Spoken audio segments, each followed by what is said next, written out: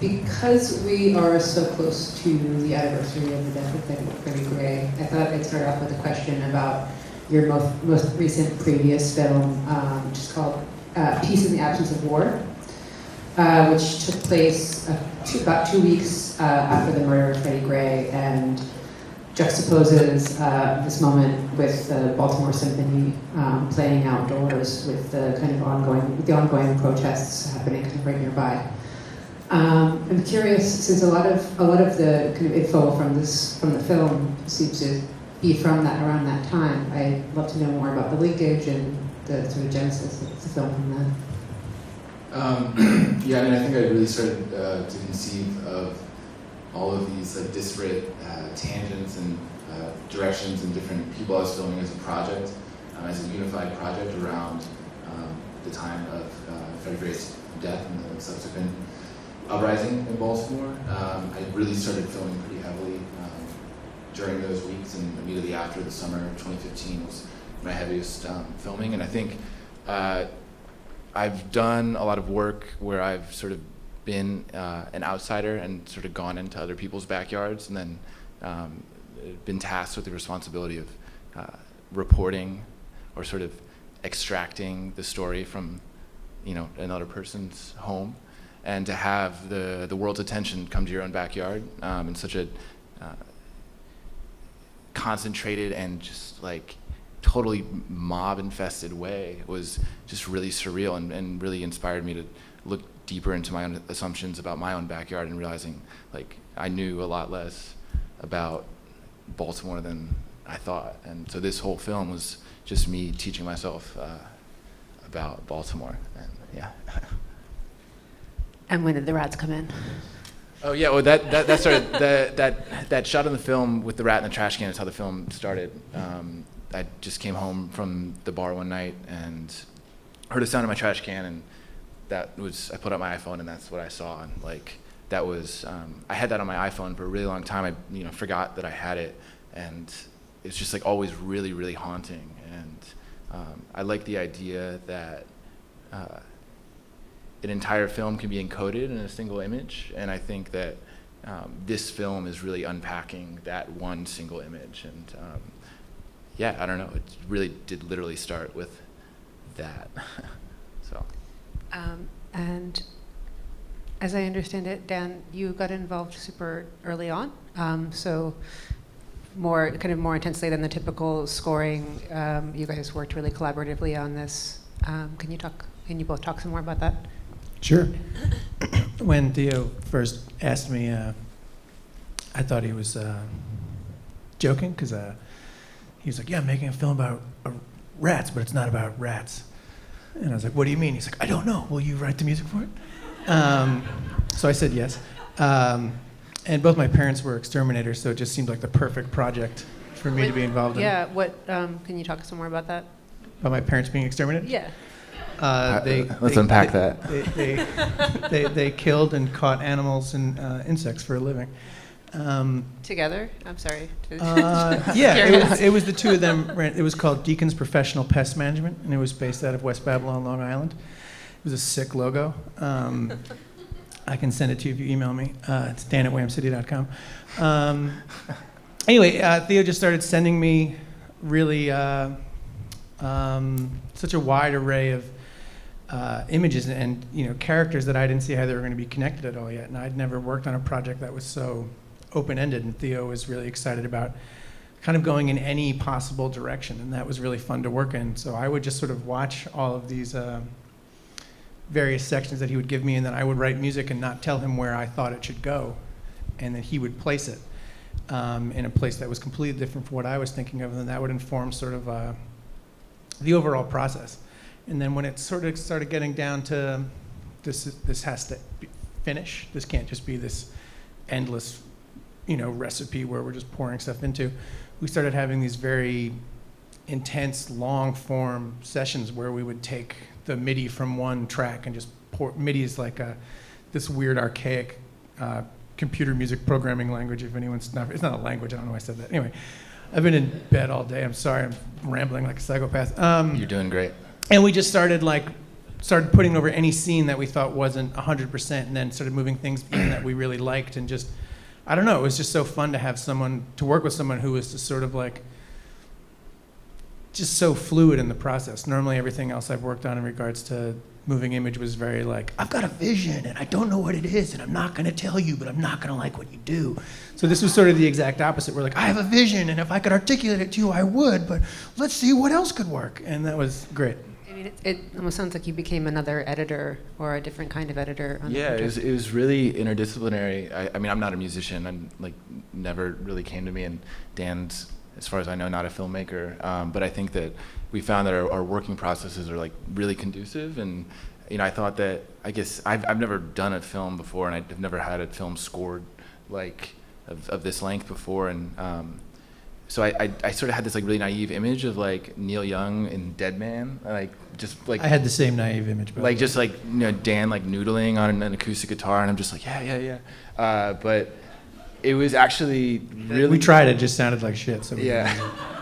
But I mean, the way that Dan works is he doesn't. I mean, Dan sets like these very initial conditions for chaos, and like presses play, and like captures lightning when he finds it, and like I think it was really cool to see, because I think I approach film in a certain way when I don't have like a sort of set like end goal, but I have a shot of a rat in a trash can, and I have like this entirely terrible history of residential segregation in Baltimore, and there's these really strange connections, and I don't try to define what it is, but you sort of set up initial conditions where they can impress on each other in new and interesting combinations. I want to ask you about Google Maps, since they feature, it features a lot in the film, but also I read that it was kind of a major way that you did research, a significant way that you did research, and I want you to kind of maybe unpack that, since the film is very much about maps, but I think there's something in this kind of new form of map that is real but not real, that feels real and is not quite real, and the fact that you juxtapose this and these animations with so many, so much photography and in the moment images. I'm just curious about this sort of motif and research process. Yeah, I mean, I think it's easiest to like answer that question by just talking practically how it came about. I had shot the whole film, and I went away, and I was living at this in this cabin in the woods for like 2 months, just editing the film by myself, like very intensive process. And I was editing the film and sort of realizing that I didn't have enough B-roll, and that I had this like really shitty thought that I needed to like go back and shoot every single street in Baltimore, and like then I would have enough like film. And just realizing that that's like a very like problematic colonizing instinct to like sort of seek to capture a place by like documenting all of it. So I was in this cabin, and I was physically disconnected from my city, and would just spend hours and hours wandering Google Maps. And it actually became a way of connecting back to Baltimore through the editing process. And I found that virtual mode of access was actually a really apt metaphor for like sort of the distance of a filmmaker and the subject, and sort of how certain distances and certain abstractions allow for certain perspectives, but those critical perspectives are also very privileged in their very detachment, because a lot of people don't have the option of being detached from their immediate environment. So I think, like engaging with that sort of very like problematic map exploration, while also sort of revealing all like the cracks and holes in that map. So yeah.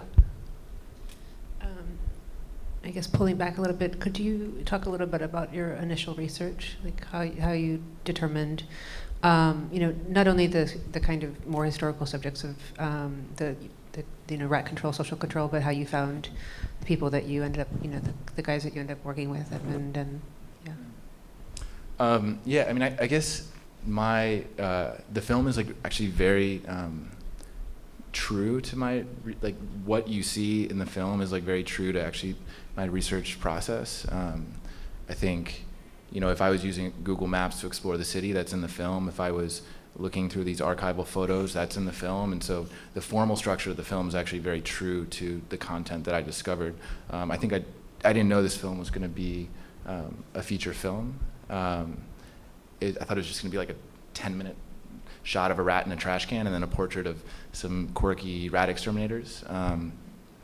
And once I started digging and realizing, wait, rat poison was invented in Baltimore, like right down the street at Johns Hopkins, and so was residential segregation, like legislation, right down the street at Hopkins, and realizing. I don't mean to interrupt, but when he was discovering all these things were located in Baltimore, it was like listening to like a 9/11 truther or something. Like, you're not going to understand, it's all in Baltimore. Like, really, really intensely. Yeah, and then I would just show up with a camera and then like jugular like pulsing, just like try to. I got really good at like the elevator pitch. It's a rat film, not a rat film. But yeah, I don't know, just all these things were connected, and it was just like very honest, like exploring those connections. And I think people really didn't know, like thought I was crazy for 2 years and didn't really know what I was doing, and everyone knew I was sort of doing this thing about rats, and so which is why it's so cool to. Now you guys have seen it, and you could probably tell me more about it than I know. So, yeah. I'm going to open it up in a second. I'll ask one more question meanwhile while you all get ready out there. The sort of Sisyphusian task, especially of Edmund, going around and like doing the public works, and then also the rat fisherman, comes off as this like this parable for this inability to always put the Band-Aid on the huge wound of all of our social services in our life. But I also thought about it, and maybe this is kind of hokey, as like also a parable of activism, and like especially these days of sort of city community activism, and that like maybe you don't see what the results are, but you kind of keep doing it anyway. So you go out and like all you have is like your fishing line and your turkey and your peanut butter, but like you just do it, and you like because that's what you have to do. And I don't know if that was anything that like was a part of it for you, or yeah.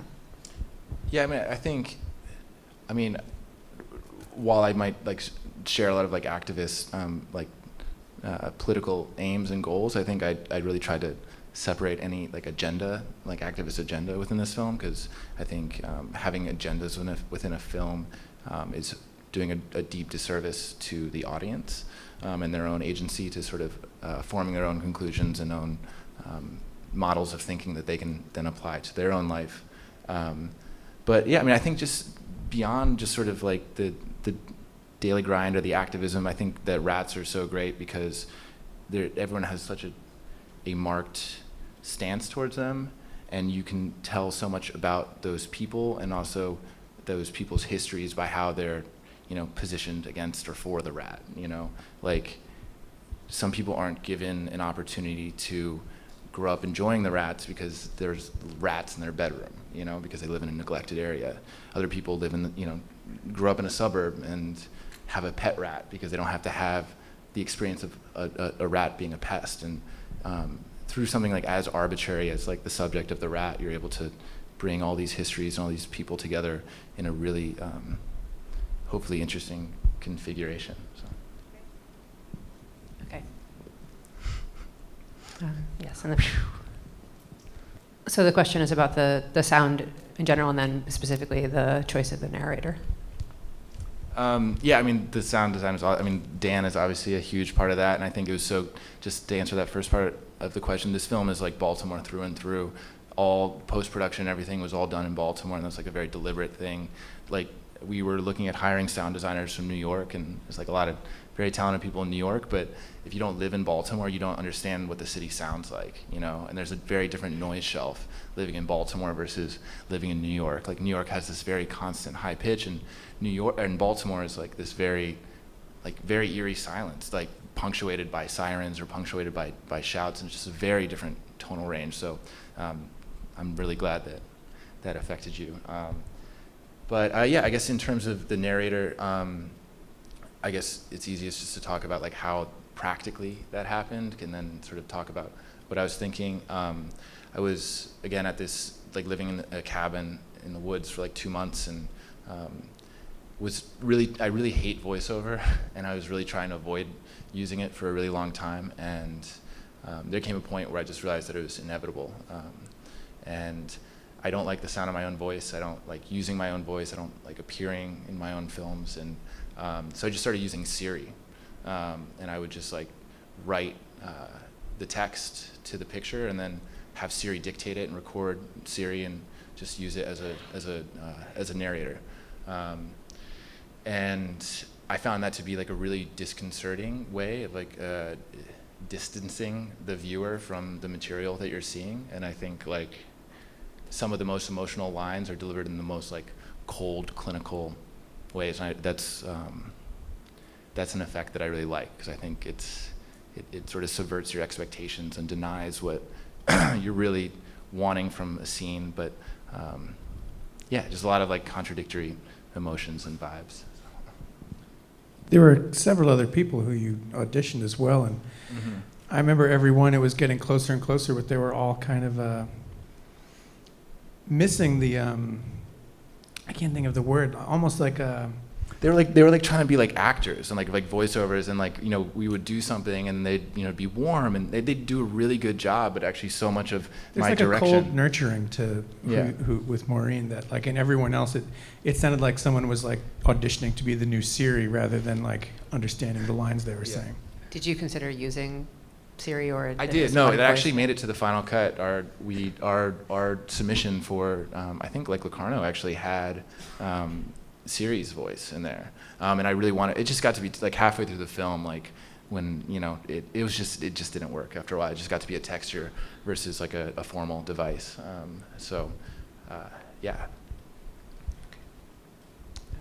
Yeah, in the front.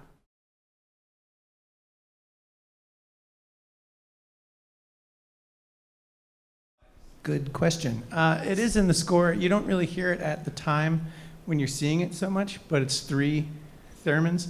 So as the rat runs from one to another, it lowers the one it's running away from and raises the volume and the pitch of the other. And they're running through my computer, which was converting the pitch to, again, MIDI, and then also auto-tuning the pitch. So a lot of these like rapid-fire arpeggios and stuff like that are the movements of the rats. And they were also controlling lights and stuff, and a whole bunch of other things. We thought the rats would really enjoy being in there, but instead they like to sit for the majority of the time. We were expecting like an upbeat piece. It ended up being like really. This was like the sono of rats in a theremin cage. Okay. You two. Lady first. Yeah.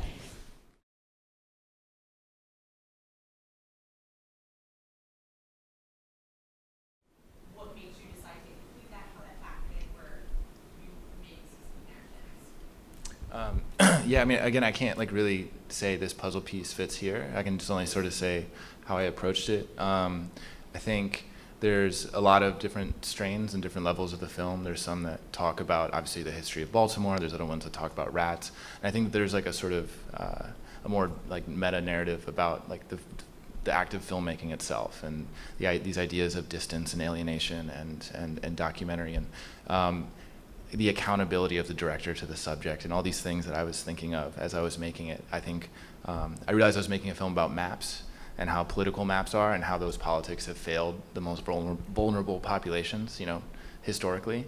And realizing as I'm making a film about maps, I am also creating a map of all these different characters and these histories in my own film, and that just as those redlining maps were subject to, you know, the map makers' biases, tunnel visions, and you know, ignorance and, you know, racist backgrounds, like so are my maps that I'm creating in my films. And so rather than sort of deny that blind spot exists, I like try to, you know, engage with it and sort of like lay it out. So specifically, I mean, a lot of that comes up a lot. And I think specifically with the nutshell studies, you know, there are these like little crime scene models, and Bruce has, I think, I don't think there's a thesis to the film, but I think that if there were a thesis, it would be something that Bruce says, where he says, people want solutions, they want answers. That's not what this is. That's not what this is. That's not what this is for. The goal of the exercise is there's information that's being presented, and then there's the reality of the events that happened. And the purpose of the film or the model is to explore the in-between. And I think that's how I sort of see the ideal function of documentary and of my films, and that, you know, there's an essential distrust of the narrative that you're being presented, and that the critical exercise is sort of finding those blind spots of the filmmaker and not like letting that be a weakness for the film, but more like fertile territory to explore within the confines of a film. So that's a really long-winded answer. I mean, I also really like, realistically loved those little models and wanted to find a way to film. So yeah, yeah, short answer.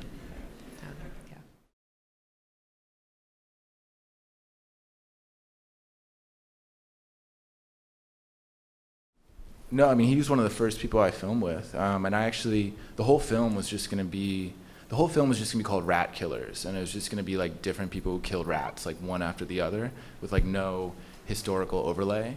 I'm really glad I didn't make that film, but I think so I was gonna just do this one thing with Harold, the Rat Rub Out team was gonna be a whole character, and I actually shadowed like 3 or 4 different people. And I was going to shadow every single person there.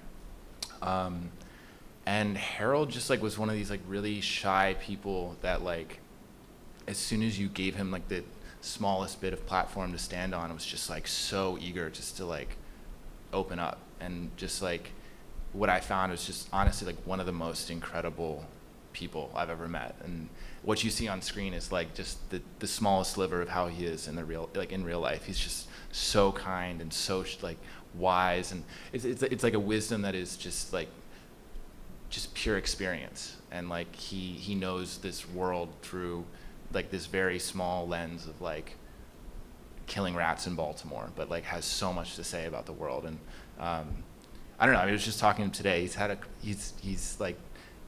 He's really excited about the film, and you know he's was supposed to be here tonight, but because of some family issues and stuff, he wasn't able to. But yeah, he just was one of those people who opened up to me, and like I just am so like thankful to have him in my life. And so I had a real connection with her because I feel like he had that sort of like Zen approach to a job that ultimately revolved around killing, but was obviously a very peaceful and pacifistic person, and just saw the absurdity of the cycle of life, and was, for lack of a better term, like a hippie. Do you know what I mean? And like I feel like it's the first time you showed me any footage with him, I was like, this guy's my parents.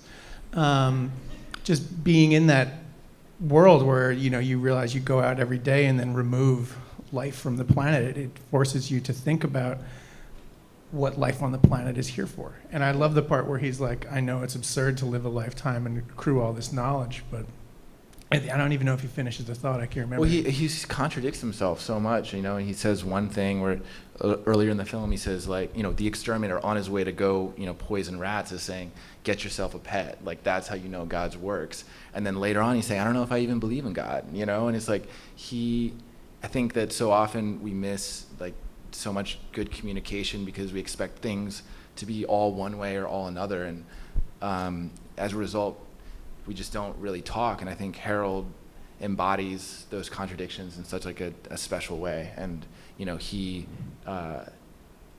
has the most respect for life, even though he is tasked with taking away life, and just like a really chill, wise Grim Reaper like soul. It's just, he's just like a really special person, and I'm very lucky to have him in my life. So we could take 1 or 2 more. You have okay, way in the back.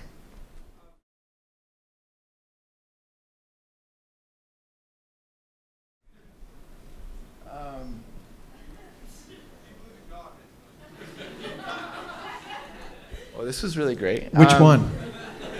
No, I think that it's to a certain extent. If we want to go there,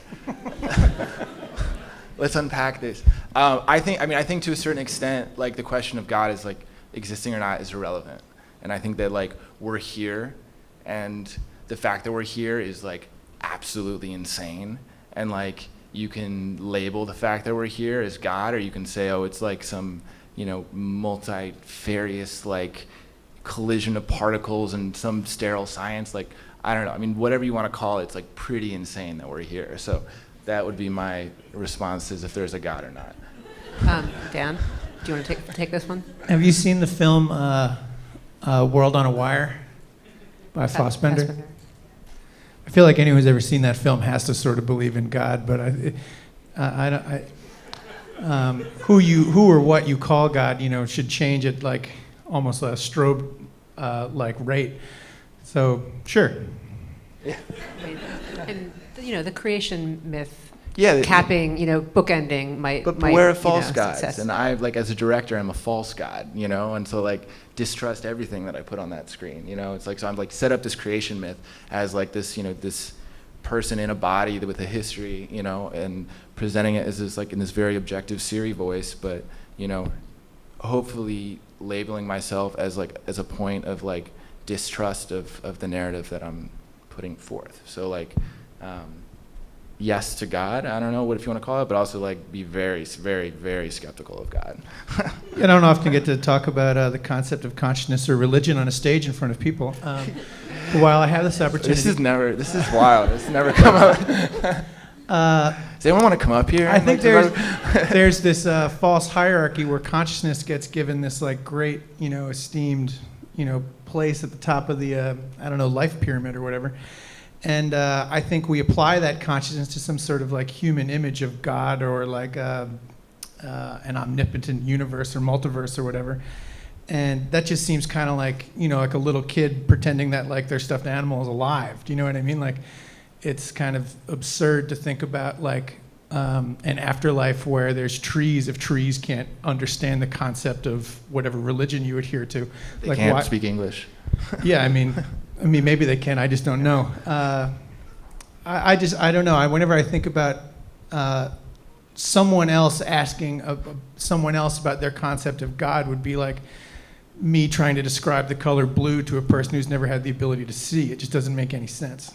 Not that your question's invalid. And I'm glad that you asked it because I got to say all that stuff. But that's never come it's just up. I just find. I'm just glad you're not asking what camera I shot it on. Yeah, no, it's not going to happen because we're wrapping it up. We got to go. Cool. Thanks so much, Dan, and thank you, Theo.